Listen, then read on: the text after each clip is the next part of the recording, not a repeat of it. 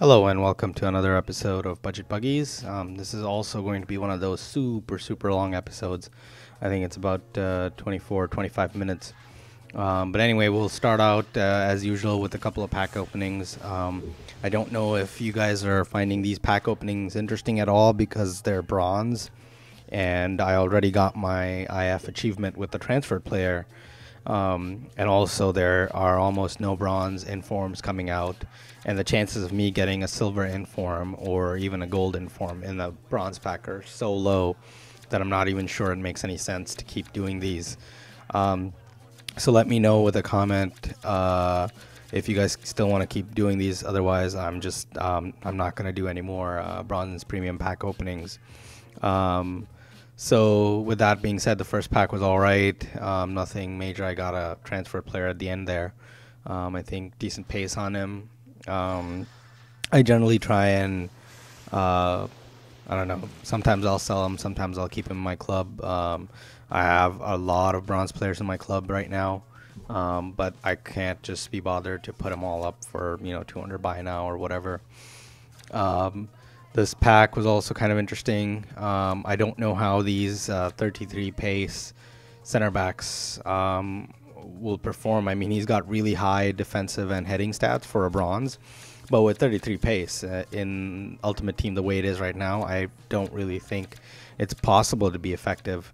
I don't know if anybody has used, I don't know, Murdersacker or someone like that.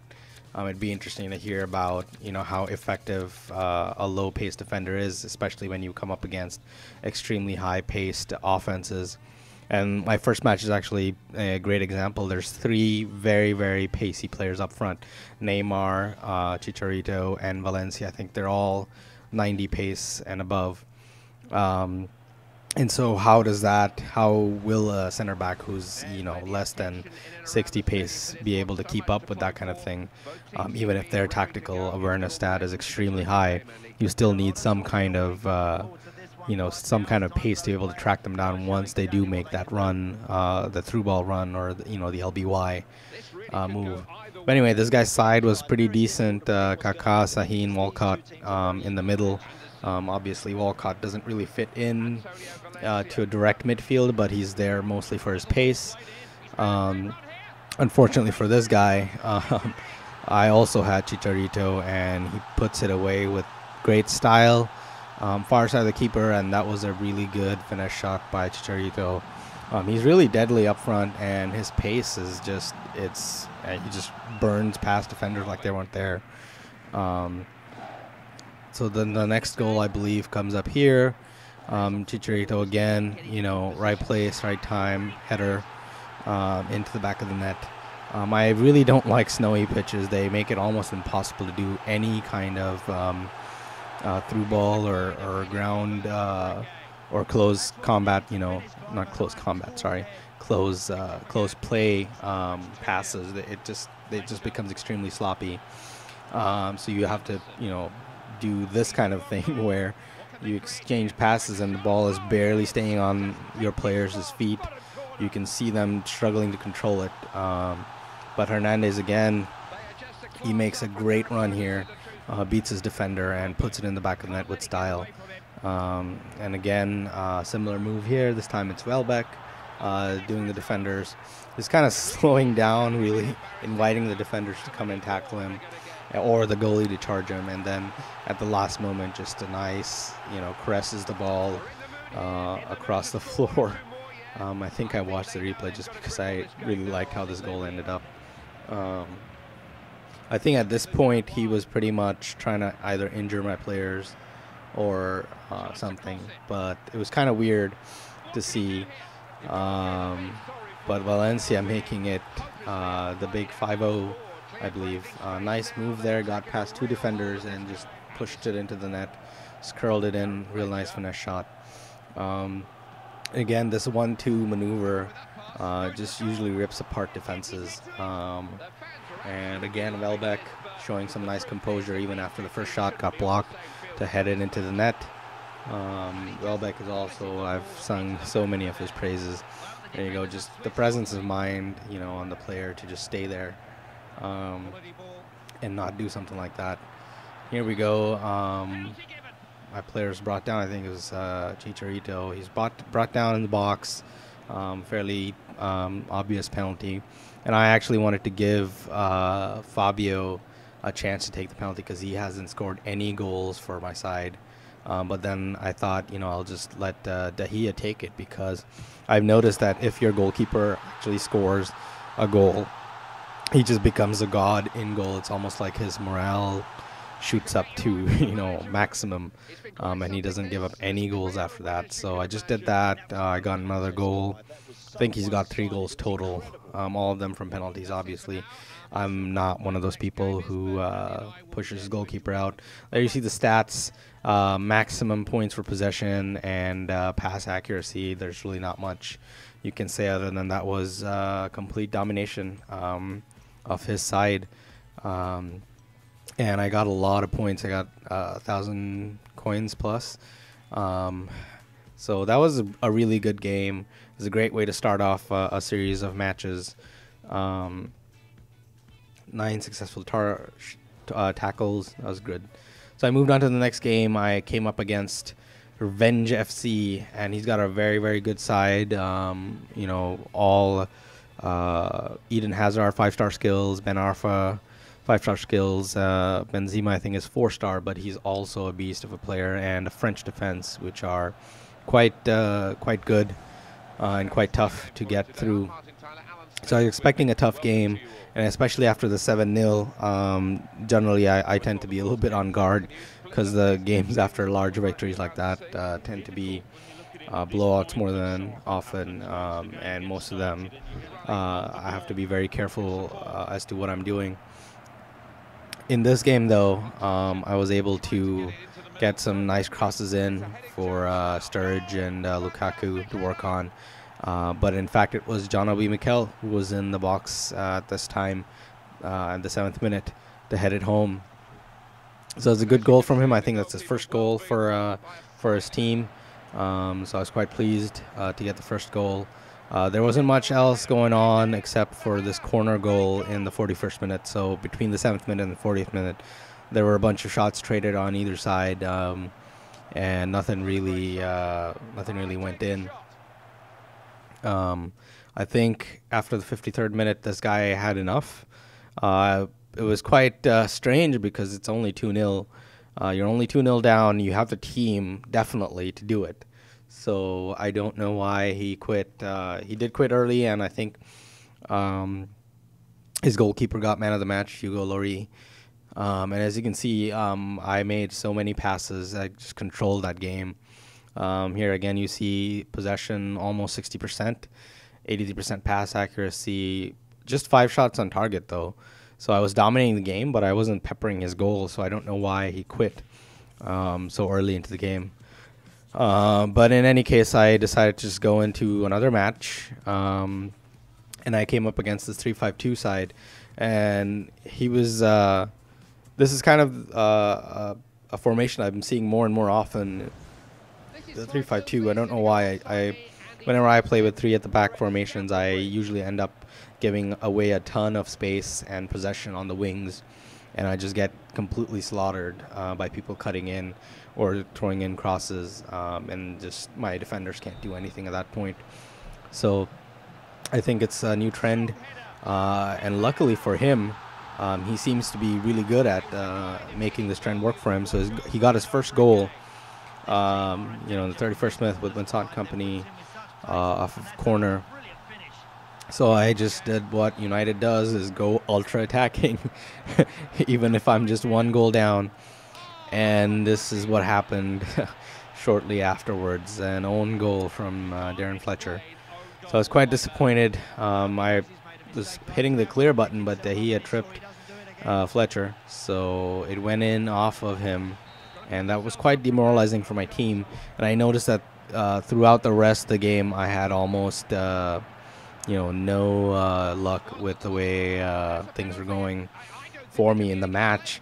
And that was also a penalty. I'm not sure that was a penalty. I think he just got muscled off the ball, but he made the most of it, and the ref awarded the penalty. Adebayor stepping up, and there you have it. He makes it 3-0. So finally, after 2 high-flying games where I outscored the opposition and completely dominated them, the game, or EA, I don't know who else, decided that I should lose the next game. As you can see, I had decent possession, but I just didn't have any shots on goal. It was just impossible for my players to get into the right place. So I shrugged that defeat off. It stung a little bit, but I went into another game regardless. I came up against this very, very hefty squad. It's got a lot of big names, a lot of big high-priced players in his team, Luka Modric, Suarez. So I knew that this was also going to be a challenge, and I had just suffered a pretty bad loss, 3-0. So I wanted to make sure I was playing a little bit more carefully, or at least try and string together, 8 or 10 passes instead of just going for goal. So this guy, pretty decent team. His defense is the same as mine. And I've run into Pepe Reina a lot, and he's an excellent goalkeeper.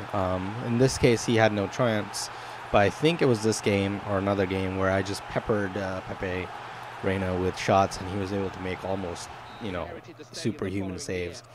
And this was an extremely bad giveaway from me, and if you give the ball away to that kind of team with that quality of players, you are just going to pay.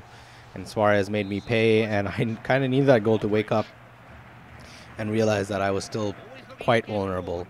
And this, again, just passing through my defense. That's how bad I felt after the goal. Is on watching the video, I felt like sneezing. But anyway, he ripped through my defense, and that was just unacceptable defending from me. And I had to just take a little bit of a breather after that. I don't know, I was fiddling with the settings. I wanted to just, go all out ultra attacking. It sometimes backfires, as you can see in the 3-0 victory, but every once in a while ultra attacking will make sure that you flood the box with bodies. And here you go, Sturridge just kind of putting into that, somehow finding a way to score a goal. That's what Daniel Sturridge does really well in game. And then after that, he took this brilliant free kick that went off the bar, and then guess who it was? Daniel Sturridge, beating out that last man, and then just calmly putting it into the net. And that's what I expect from 50,000 or 100,000 coin striker, and you can get all that with Daniel Sturridge. So I was quite pleased, and I really wanted to make it another goal just for insurance purposes. And I swear, after I did this tramp, I felt so bad. It was just something that just automatically happened. I generally would try and do a trick, or kind of knock it past the goalkeeper. But I don't know, I just, from reflex, I just passed it on to Lukaku, put it into the empty net. Kind of don't like scoring tramp goals unless somebody's already tramped against me. So I was kind of sorry, but I wanted to win as well, I guess. So I wasn't that sorry, truth be told. Then I came up against this guy. He's got a very, very decent, very high-rated team, and yet his team rating is 4.5 stars and 80 rating. And I've noticed that a lot of people that I play with on the individual matches tend to do this, which is have a bronze bench. And that's basically the practice of having this full team that you have, with high-rated players, and then on your bench, on your substitutes bench, just having completely nobodies essentially, who are all bronze players, to bring the overall rating of your squad down. And I think a lot of people on the forums believe that it has something to do with momentum or handicap. Your team gets affected a lot more by momentum if their team ratings are different. And I don't know how much truth there is to it, but it just sort of annoys me a little bit, but not enough. I mean, it's still a legitimate tactic. It's almost like tramp goals where it's allowed. It's not something that has an explicit rule against it. See, and like right here, I could have tramped it easily, but I didn't. And Welbeck putting that finish away, great finish there. In real life, that would have been tramped like 99 times out of 100, unless it's like Daniel Sturridge in real life, where he's quite greedy and he doesn't pass. But in game, I try and make goals, slightly more fashionable or good-looking goals. Valencia, I think, trying to make a skill move and getting fouled in the box. And this is actually the one where I put Fabio in because he hasn't scored any goals for my side, and I wanted to have him get at least one goal before I get him to 100 games. And that's actually my other goal now that I have all of my other achievements is to get one player to 100 games.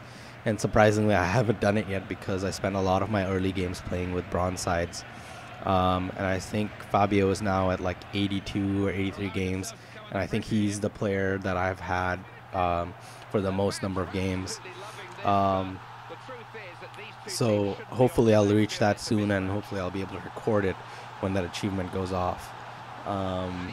And that was a good goal from Welbeck into the net. This front pairing of Welbeck and Chicha is just fantastic, and I hope Manchester United are able to replicate this in real life. Welbeck again, just kneeing the ball down, no defenders anywhere near him, and he has enough time to score that goal and then do 3 backflips, and I hope he didn't hurt himself.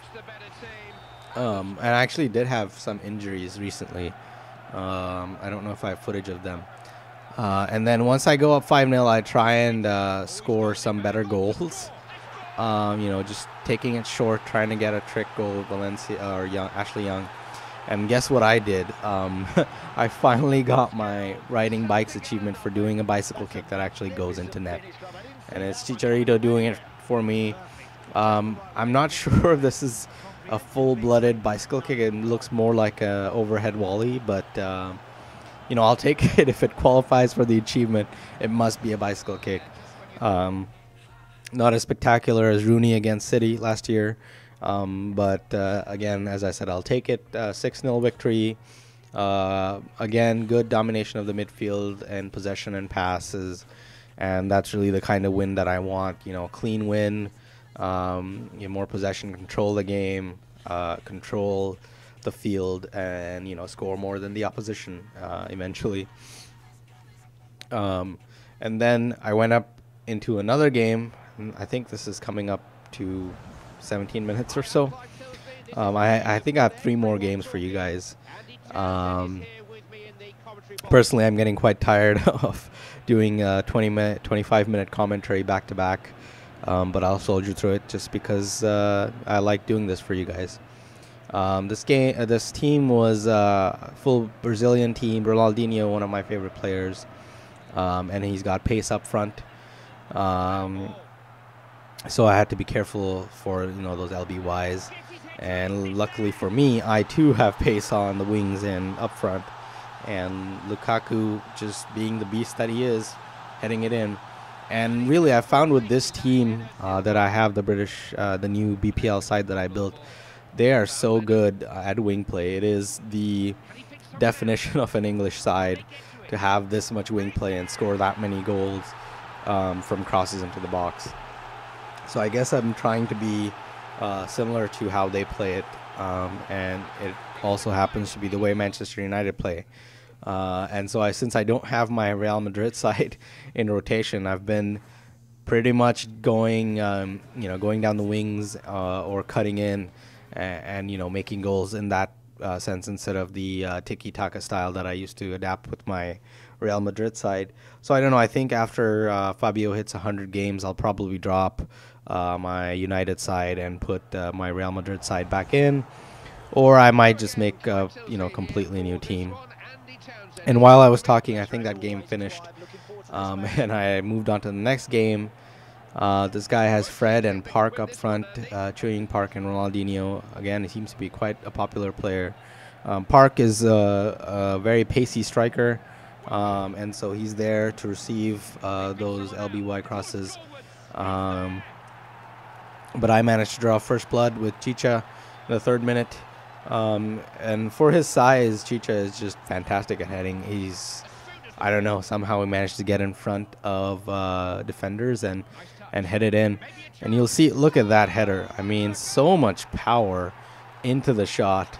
into the header from Chicha. You can just see him jump up and just, you know, swing his head like one of those battering rams. And this was a great through ball from Anderson, I believe. And Chicha, no mistake. There's the knockout punch. 3 goals. And this early in the game, you know, it's almost game over. Again, a great through ball. And I got a little lucky. I probably should have just tramped it across, but I just, most of the times, except for that one time today, I just don't tramp it at all. It's almost been ingrained into me. I don't know why, after watching so many videos and seeing so many people say that it's not a legitimate way to score, or it's not the most pretty way to score. I just, I've conditioned myself to not do it as much as possible. And then again, this 1-2 onto Welbeck's foot, and what a caressed finish. Chicha with the power headers, and Welbeck showing that, you know, it takes a deft touch to get it into goal. Great goal. I think it's worth watching again. Look at that, just slips it below the keeper. Keeper not able to go low fast enough. And look at this shot from Fred.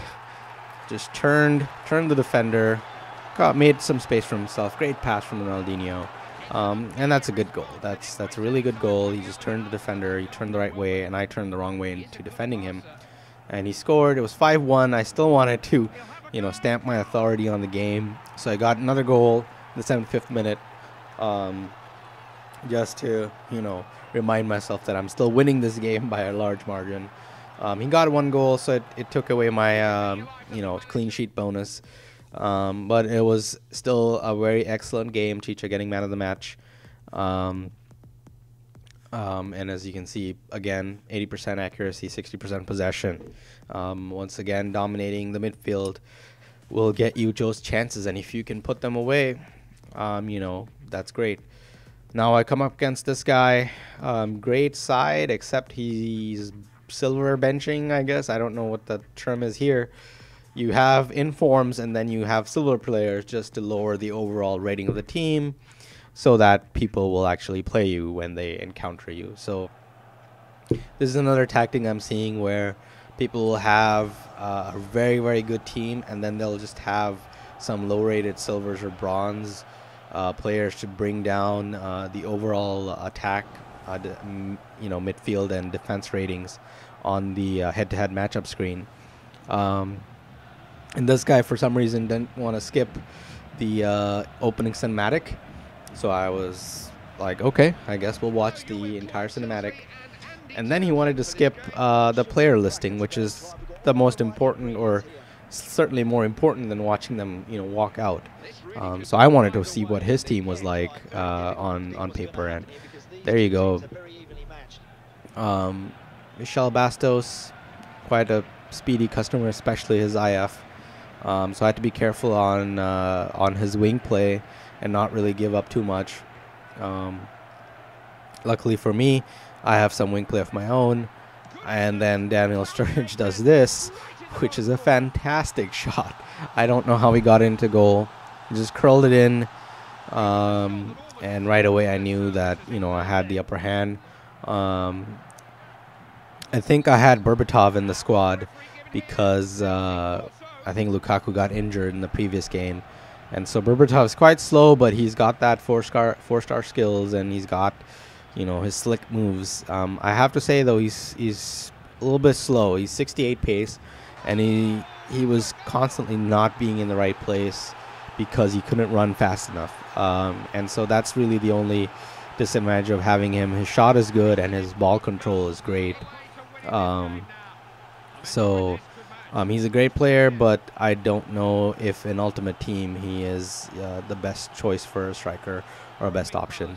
And me here, I made a mistake, but I thought I had compensated for it by keeping Neymar to the outside. And then he shows us why he's Neymar. Look at that shot. I just don't even know. There's nothing my team did that could have, you know, being construed as a howler. I mean, I just showed him that space, and generally strikers aren't supposed to be able to take those kinds of shots on. And again, a defensive mistake. Ball falls kindly for him. That's twice I tackled him, and twice it came back to his player. And it was quite frustrating to see. I was, I don't know if it was momentum in his favor, but I just wanted to slow it down a little bit. And right off of the kickoff, actually, I was able to do this sequence of passes, which resulted in this goal. Excuse me, from Daniel Sturridge. That was a great goal, and that's actually how the match would end. That was the decider, right into the bottom quarter. Anyway, it was a good game, good series of games. I don't know if I'll do a long commentary like this again. My throat is absolutely parched. Hopefully you guys enjoyed it. Please leave a like or a comment to tell me if you want to see more longer episodes or shorter episodes, and I'll try and put out stuff that you guys want to see. All right, I'll see you guys later.